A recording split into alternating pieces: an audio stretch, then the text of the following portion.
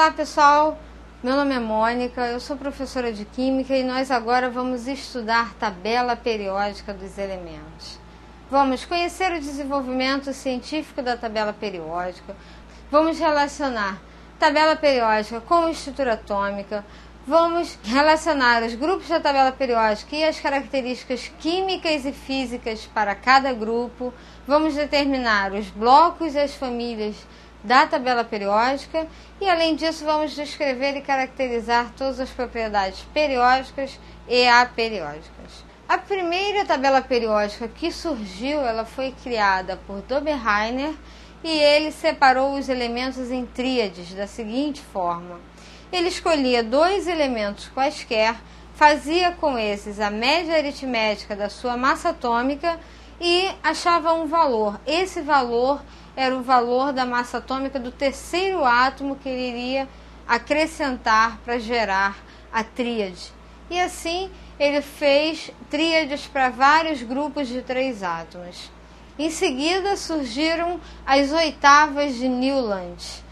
Newland colocou os elementos em 8 colunas, de forma que os elementos da última coluna sempre apareciam na primeira coluna. Ele fez isso baseado nas notas musicais e considerou a similaridade das propriedades desses elementos. Em seguida, veio a tabela de Mendeleev, onde ele arranjou esses átomos em ordem crescente de massa atômica, só que na tabela de Mendeleev ele deixou espaços vazios. E esses espaços vazios eram átomos que Mendeleev imaginou que eles deveriam existir, só que até então não havia conhecimento sobre nenhum desses átomos. Ele deixou espaços vazios para 6 átomos diferentes. Eu aqui coloco o exemplo de um dos átomos que Mendeleev imaginou existir. Ele chamou esse átomo de EK-silício e previu que a massa atômica desse átomo era 72, o seu ponto de fusão era um valor alto, a sua densidade era 5,5 gramas por centímetro cúbico, esse elemento era metálico, era cinza escuro, ele formava uma substância química de fórmula K2EsF6, sendo ES o EK-silício, determinou que esse elemento deveria ser pouco solúvel em HCl, que esse elemento iria formar um óxido de fórmula EsO2 e que a densidade desse óxido seria 4,7 gramas por centímetro cúbico. Anos depois, esse elemento foi descoberto. Deu-se o nome para ele de germânio e eu apresento as características reais desse átomo, tanto químicas quanto físicas. Então esse slide serve para mostrar o que?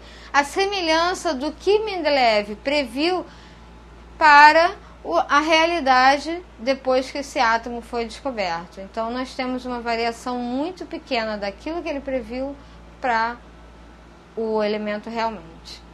Então, essa é a tabela de Moseley. Em 1912, ele ordenou esses átomos segundo sua ordem crescente do número de prótons e colocou esses átomos separados em grupos de similaridade.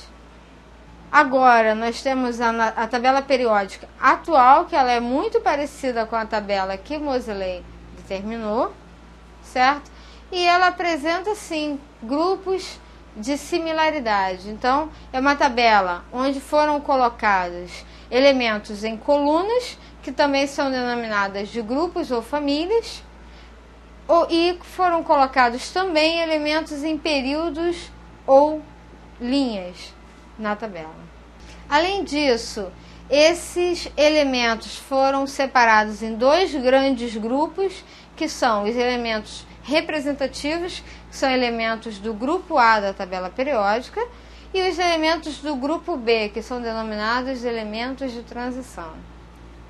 Em seguida, esses elementos foram separados em grupos menores. O primeiro deles foi o hidrogênio, que é um elemento que não tem outros elementos com a mesma característica dele. A característica do hidrogênio principal é que ele possui apenas um elétron.